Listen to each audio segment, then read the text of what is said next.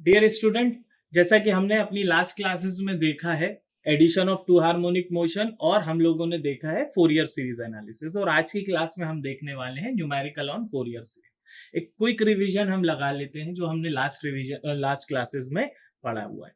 हम लोगों ने वाइब्रेशन देखे थे, any to and fro motion about mean equilibrium position. अभी मुझे बस इतना ही पता है। उन मोशंस को मैंने क्या किया, उन मोशंस की जब मैंने टर्मिनोलॉजीज पे गया, that is terminologies of vibration, उसमें मैंने एक पीरियोडिक मोशन देखा था, that motion which repeat itself after fixed interval of time. ठीक है, उसके बाद उसका जो सिंपलेस्ट एग्जांपल था that is simple harmonic motion. जो सिंपल हार्मोनिक मोशन को ही मैंने वाइब्रेशन को बाद में सिंपल हार्मोनिक मोशन से ही कहा था, they are just simple harmonic motion.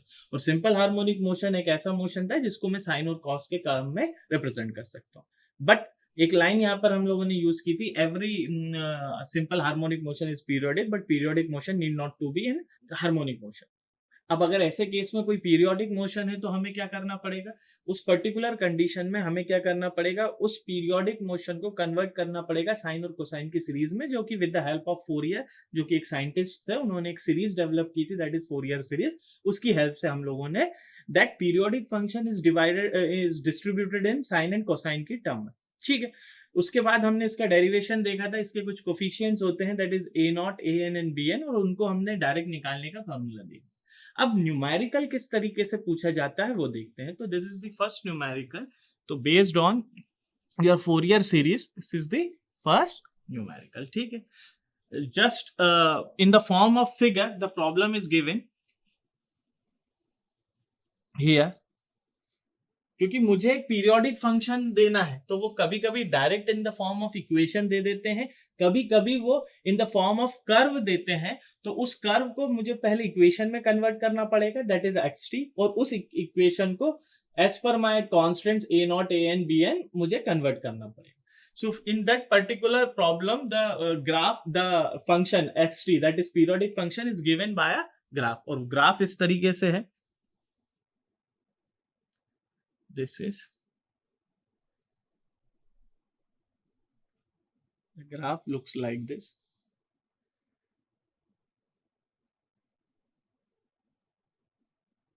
and so on.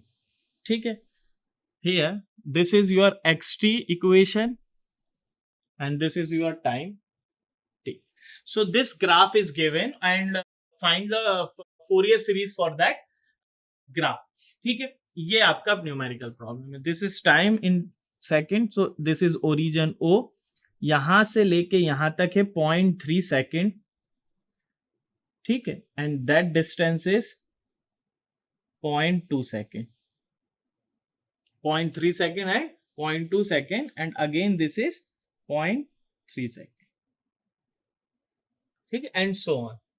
This point is your A and this point is B and this point is C and this point is O. The maximum displacement is 10. ठीक है, now this is your graph and this point you can consider as D.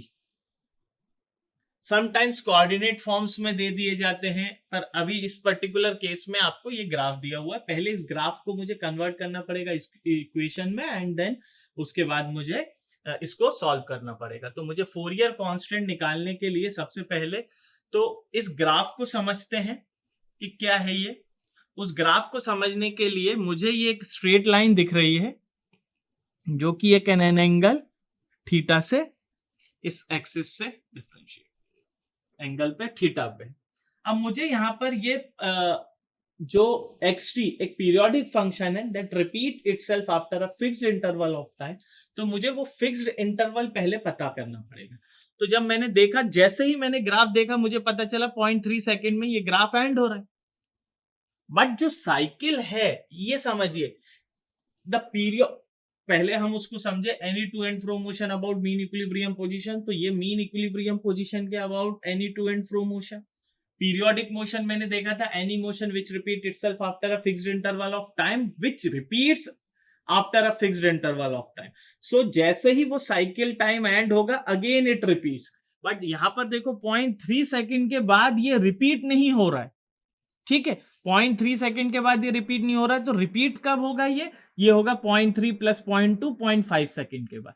तो graph की equation दो हिस्सों में बनी है, सबसे पहले 0 से लेके 0.3 सेकेंड एंड देन 0.3 से लेके 0.5 सेकेंड, उसके बाद it repeats itself after a fixed interval of time. So the total cycle time for that is total cycle time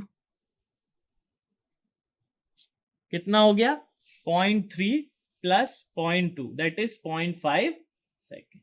ठीक है, 0.5 सेकेंड। सो साइकिल टाइम मुझे क्लियर हो गया, but that curve is divided into two portion. पहले 0 से 0.3 चला and then फिर 0.2 से 0.3 से 0.5 चला। ये टोटल जितना है that is 0.5 second, this is 0.5। ठीक है, तो टोटल कितना चला 0.5 सेकेंड। तो सबसे पहले मैं ऐसा करूं, यहां पर टी ओमेगा की वैल्यू निकाल लेता हूं। ठीक है, ओमेगा की वैल्यू कितनी होती है, that is 2 pi by T, 2 pi by 0.5 that is equals to 4 pi. ठीक है, तो ओमेगा की वैल्यू निकल गई 0.4 पाई। अब मैं देख लेता हूं कर्व की इक्वेशन। तो ये देखो, सबसे पहले जो है ओ से ए एक स्ट्रेट लाइन है।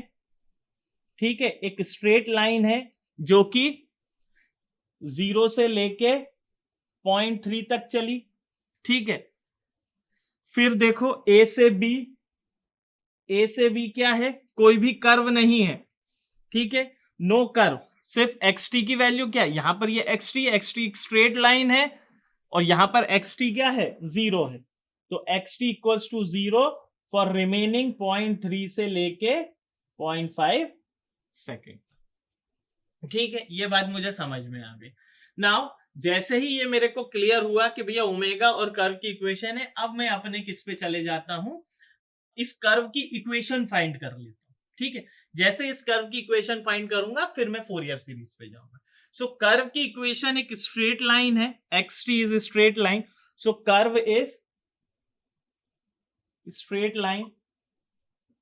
ठीक है, यानी एक्स टी एक स्ट्रेट लाइन हो गया। और स्ट्रेट लाइन की इक्वेशन क्या होती है, इक्वेशन ऑफ स्ट्रेट लाइन क्या होती है, equation of straight line x T equals to, और पहले इसको मैं y equals to m x plus c, यही मुझे याद है, y equals to m x plus c. But क्यों, क्योंकि ये ओरिजिन से पास हो रही है, तो एक्स टी क्या हो जाएगा, देखो y की जगह मैं किसकी कर्व ले रहा हूं, एक्स टी, और किसका फंक्शन है x T, that is T.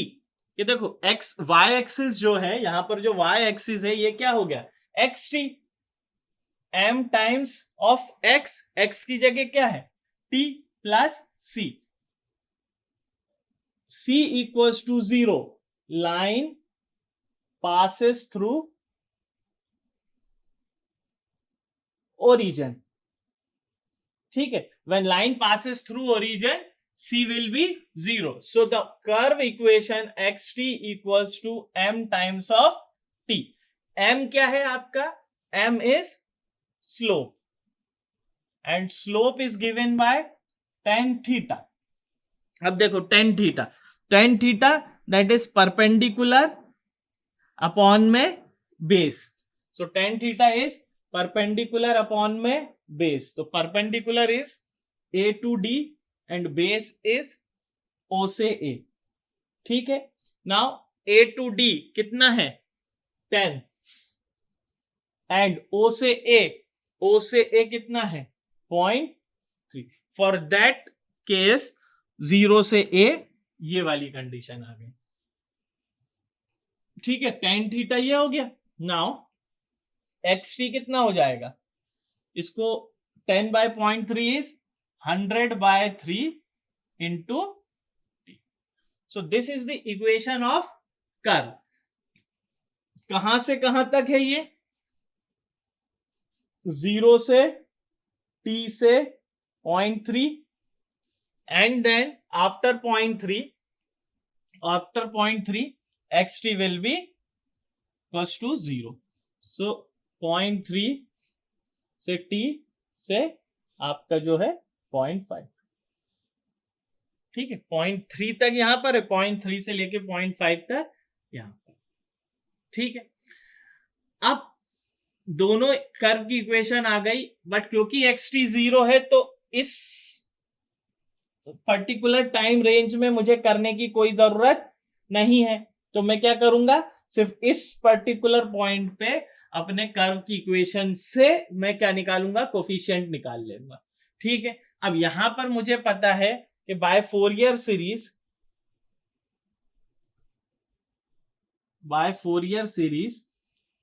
xt is given by a0 by 2 plus summation n equals to 1 to infinity an cos n omega t plus bn sin n omega t, ठीक है। तो by Fourier series this is the representation of that xt जो कि periodic function है into sine and cosine term. अब मुझे पता है कि इन कोफिशिएंट्स की वैल्यू कैसे निकालते हैं, तो मुझे पता है कि जब हमने डेरिवेशन किया था तो a0 will be equals to omega upon में पाई इंटीग्रेशन 0 से t xt dt, an will be equals to omega upon में पाई 0 से t xt और an के साथ का coefficient that is cos n omega t dt, bn is equals to omega upon में pi 0 से t xt और bn के साथ क्या है, sine n omega t dt। So from these three equations a0 an and bn अपन calculate कर लेते हैं। तो सबसे पहले अपन क्या करें, a0 कर लेते हैं। तो a0 equals to omega upon में पाई, नाउ टाइम लिमिट क्या हो गई 0 से t, यानी 0 से लेके 0.3, ठीक है। xt की इक्वेशन कितनी है, xt की इक्वेशन है इस रेंज में 100/3 इंटू t और dt, ठीक है। इस पर्टिकुलर केस में मैं लिख देता हूं, बाकी केस में नहीं लिखेंगे। और अगर मुझसे बात करेंगे आगे जाकर दूसरी साइकिल की, दैट इज 0.3 से लेके 0.5 xt, तो xt की वैल्यू कितना है 0 इंटू dt, तो ये क्या हो जाएगा, 0 हो जाएगा। अगर ये 0 नहीं होता या कोई दूसरे कर्व की इक्वेशन होती या यही 5 तक जाता, तो मुझे क्या करना पड़ता, 0 से लेके 0.5 या 0.3 से लेके 0.5 किसी और कर्व की इक्वेशन होती तो वो लिखता, बट इन दैट केस नहीं। तो a0 will be equals to omega की जगह मैं रख देता हूं दैट इज 4 पाई अपॉन में पाई, ठीक है। इसको इंटीग्रेट किया तो 100/3 t का integration t square by 2, upper limit 0, sorry lower limit 0 and upper limit 0.3, ठीक है। Now that pi to pi चले गए, कितना बचा, a0 will be equals to 400/3 into 2 bracket में 0.3 का स्क्वायर माइनस 0, ठीक है। तो जब मैं इसको सॉल्व करूंगा तो it is around a0 will be equals to around 6, ठीक है। तो a0 की वैल्यू आ गई मेरी लगभग 6, ठीक है। अब अपन आगे चलते हैं, an को फाइंड आउट करते हैं। So an will be equals to omega upon में पाई, ब्रैकेट ले लेता हूं, xt, तो xt इज इंटीग्रेशन 0 से लेके 0.3, xt will be your 100 upon में 3 t into cos n omega t dt। सो n 1 लेके चलूंगा, ठीक है। तो यहां पर हो गया ओमेगा की जगह ओमेगा ही रहने देते हैं अभी, ओमेगा अपॉन में पाई, ठीक है। दिस इज 100/3 इंटीग्रेशन 0 से लेके 0.3, ब्रैकेट में ले लेता हूं t cos omega t dt, ठीक है।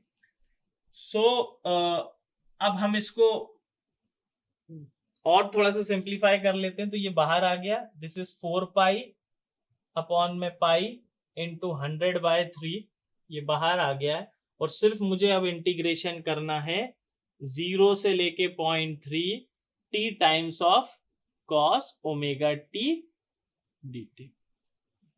ठीक है, अब यहां पर जो हमारा सिस्टम होगा, इसको अपन first function into integration of second function से कर सकते हैं। तो जब भी मैं बात करूंगा first function into second function की, तब इंटीग्रेशन के केस में तो मुझे हमेशा एक रूल लगाना पड़ता है। उस रूल को मैं बोलता हूं जैसे प्रोडक्ट ऑफ टू फंक्शन